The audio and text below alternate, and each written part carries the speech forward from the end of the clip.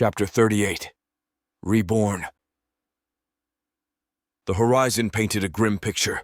Smoke from the distant city skirmishes painted the sky in hues of gray and orange. The serenity of the canal was in stark contrast to the violent conflict just across the waters.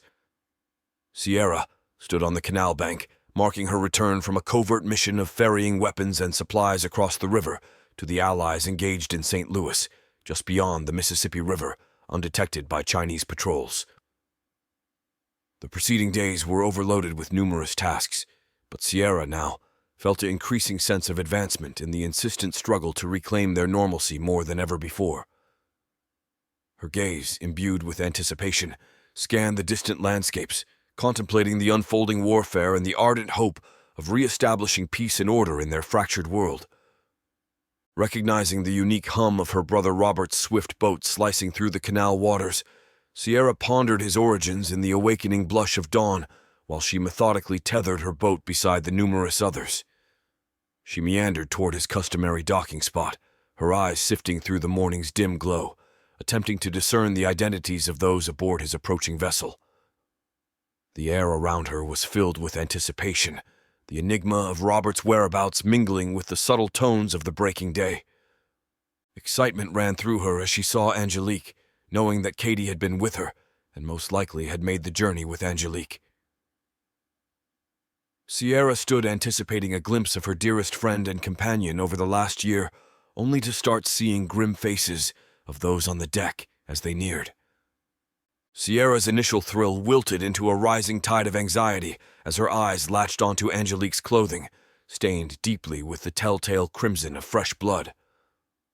A fleeting relief washed over her as she caught sight of Robert skillfully steering the boat to the dock. However, the tranquility was short-lived, shattered by the sight of the lifeless form at Angelique's feet. Her eyes, filled with unspoken questions, met Angelique's, silently pleading, begging the truth to be anything but what her heart was racing towards.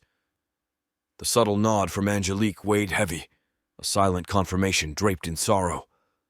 The deck was a tragic canvas painted with water and blood, covering almost every visible inch, portraying that of pain and loss. Sierra's hand clutched her stomach, convulsing in sync with the knots forming within, grappling with the harrowing realization that it was Katie's still, blood-drenched body that lay before her, robbed of the vibrant life it once held. Each breath was filled with a profound sadness, a mournful silence, punctuated by the suppressed sobs and the mournful whisper of the lapping waves against the blood-stained deck. Anger eclipsed every other emotion, painting her vision in varying tints of red, each hue more foreboding than the last. Eckehard. The name seethed venomously from her lips, a harbinger of the retribution brewing within her soul. Her hand clasped around the .357 Magnum revolver, the cylinder spinning with a chilling meticulousness, a silent confirmation of each slot armed and ready. A solemn resolve solidified in her gaze, a deadly calmness replacing the chaotic whirlpool of emotions as she pivoted on her heel, her intentions clear as the chill of the looming confrontation settled in her bones. "Sierra!" Angelique's voice pierced through the morning air, but her plea collided with the steadfast fury emanating from Sierra's being. Sierra was in motion, a force of unrelenting vengeance, fueled by sorrow and anger. Nothing in the heavens or on earth was going to stem her momentum, her every movement filled with promise of retribution for Katie's demise. Her conviction was fortified with the chilling confession, as it was spoke from the lips of the orchestrators of chaos themselves, Eckehard and his father. The seeds of evil they sowed were about to bear the bitter fruit of their own undoing. Angelique's feet hit the ground running, her heart racing as she chased after Sierra. She recognized the fiery blend of grief and fury in Sierra's eyes, and knew it could drive her into the jaws of peril and recklessness. Despite her swift pursuit, Sierra was already maneuvering her boat away from the bank, her motions swift. "Come back! We can't afford to lose you!" Angelique's voice, tinged with desperation, tried to pierce through Sierra's wall of emotions, but it met only the growing distance as the boat's throttle roared to life, propelling Sierra swiftly down the canal. A feeling of helplessness and frustration surged within Angelique, watching the water churn in Sierra's wake. "Damn it!" she exclaimed, her voice echoing off the narrow walls of the canal, a futile plea in the dawn light. As Angelique turned around, her eyes locked onto a soldier nearby, observing the unfolding situation with cautious curiosity. With her dual 1911 Colt .45 securely holstered on her hips, she questioned him in a tone that carried an unmistakable edge of authority. "Where's your commanding officer?" Her words were sharp, like a blade slicing through flesh. Visibly apprehensive in the presence of this determined woman, the soldier gestured toward a distant building. "Just over there, ma'am. I can take you to him." Angelique cast a fleeting glance back at the swift boat and her companions, their expressions echoing the gravity of the moment. She knew there was no time for lingering grief. The mission pressed on. Scanning the surroundings, her keen eyes spotted a raised area nestled amidst a ring of trees. "Here's what I need from you," Angelique spoke firmly, leaving no room for ambiguity. "Our two friends didn't make the crossing. You and your men will ensure they receive a proper burial. You do not want to face my displeasure. We understand each other?" The soldier responded without hesitation, his voice quick and resolute. "Yes." "Good.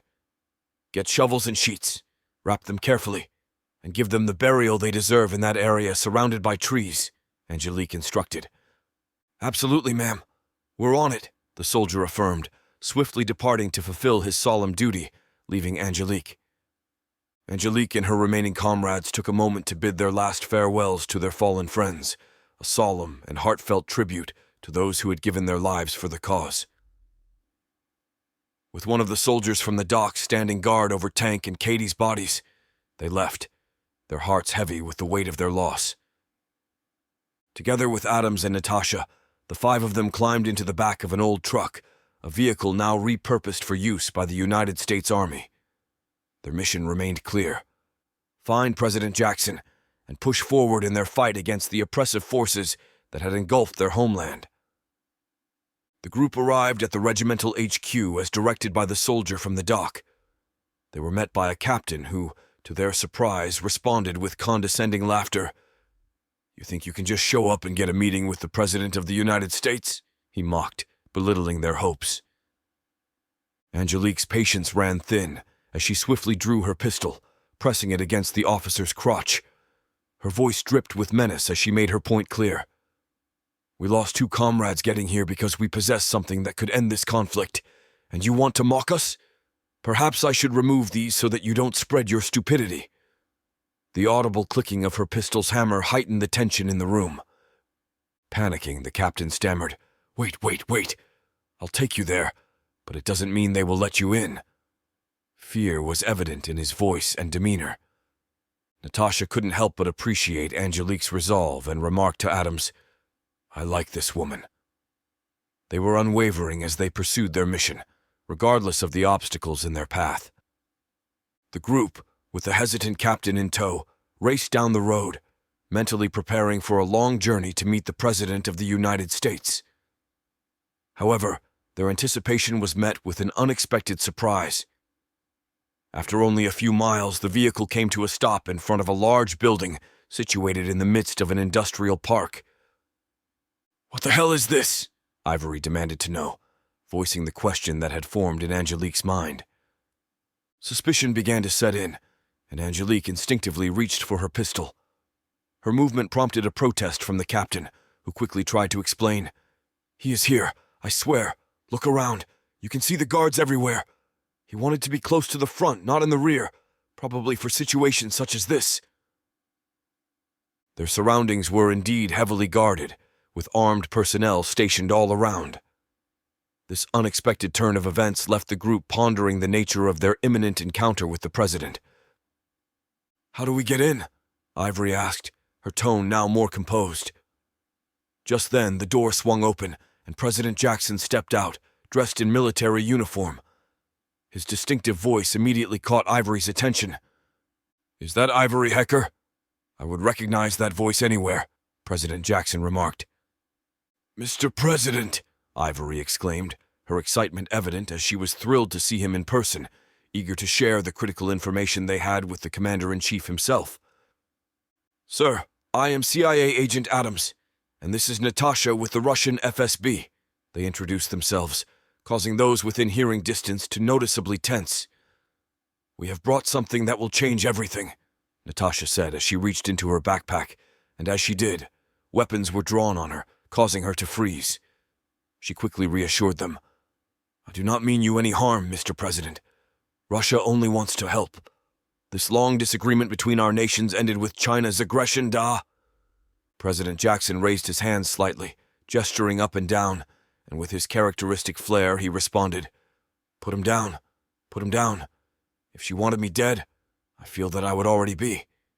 "Yes?"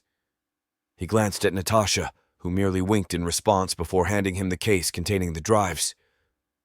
"Mr. President, these will fix the issues with your equipment," Natasha explained as she presented the box. A general standing next to Jackson responded, "Fix? How?" Natasha explained, "You will be able to use your aircraft and other systems affected by a Chinese chip program embedded within the chips themselves during production." They were quickly rushed inside for a more in-depth debriefing. Over the next few hours, they gave reports about the war raging in the Pacific, the CIA mission that set the United States back 100 years, the fighting taking place on the southern border, and the UN gun confiscation being part of Victor Roche's plan for revenge related to events that occurred during World War II. President Jackson sat back when they were done. Simply marvelous, though almost unbelievable had it not been for those of the Howard administration talking or being discovered as part of some Nazi organization. It would be difficult to believe. I knew those slimy bastards were up to something. There is no way they could be that bad at leading. Holding up one of the small drive devices, Jackson examined it closely. "So there are 1,000 more in a wheat field in Iowa?" he inquired. "Yes, sir," Adams responded. Jackson leaned back, considering the situation. "Well, I guess we had better go get them. Care to lead the mission? After all, you know where they are." Adams and Natasha exchanged glances, and then simultaneously stood up. Natasha spoke. "I fly Blackhawk. Da?" Jackson replied with enthusiasm. "Da, my new Russian friend. You get it running, you fly it. Take them where they need to be. Also, I think I know where that slimy Hitler wannabe, Victor, is. I've heard someone talking about him building a place in the Rocky Mountains miles outside of Denver years ago. Colonel, as soon as you have control of your aircraft again, I'd like to send him a little gift. Can you make that happen?" "Sir, I would advise against allowing an unknown Russian access to fly our Black Hawk," Air Force Colonel Freeman replied cautiously. Jackson leaned in, his tone resolute. "Well, Colonel, I took that under advisement, then rejected it before your lips stopped moving. Without her and her devices, you have nothing but scrap metal. She gets our equipment working. She can have the keys to any of it. Got it?" The Air Force Colonel saluted the President and replied, "Yes, sir, understood. And, sir, I would be happy to make your request turn into a reality." With Adams and Natasha close behind, they left to prepare for the upcoming mission, leaving President Jackson to contemplate the changing tide of the war. Angelique asked, having waited till Jackson had all his information, "Any word on our troops?" Jackson's face lit up with interest. "Oh, those UCM men and women fight like hell, just as I said. Commander Karnick and his men are giving them hell. The last transmission we received indicated they were continually pushing the enemy back. They mentioned something about the enemy possibly running low on munitions and retreating, but they weren't sure where to." Angelique's thoughts swirled as she considered the mission Katie had undertaken and how her actions had likely become the turning point in the battle for St. Louis. Robert stepped forward and said, "I think I can help with that, sir. I rescued my sister from a facility south of the city, tucked between two hills. It has to be where they're retreating to. It looked like another entrance to the underground." President Jackson's eyes narrowed as he processed this information. "Well, isn't that something? It might just be the breakthrough we need. Can you provide us with the exact location and any intel you have on that facility, Robert?" Angelique, Robert, and the others began sharing the details of the facility, marking maps and discussing possible strategies to capitalize on this newfound information. The tide of the war was turning, and they were eager to press their advantage. If that is where they are heading, I want to crush them and make them sorry they ever set foot on U.S. soil. You heard me, General, let's move, Jackson ordered. Shaw, having stood in the back of the room silently, waved to get Ivory's attention. After successfully catching her eye, he took her aside. I want to thank you for saving my life, Shaw began. Ivory could sense there was more to his words. But, she inquired. But I have to get back to my family, Shaw continued. They said there's a convoy heading back east with wounded. I'm going to get on it. I could be with my family in a matter of days, and I owe it all to you, Ivory. As a tear formed in his eye, Shaw looked earnestly at Ivory. Come with me. Ivory briefly considered the offer. The thought of traveling with Shaw and returning to a semblance of civilization was tempting. However, as she turned her gaze back to the room, it was as if she could see Tank's spirit standing alongside President Jackson. Sorry, Ivory replied with a decided tone. I think I am right where I am meant to be. It's time to let the world know the United States is back. Shaw nodded, understanding her commitment to the cause. With a solemn smile, he turned and headed toward the convoy, leaving Ivory to continue her mission alongside Jackson and the others.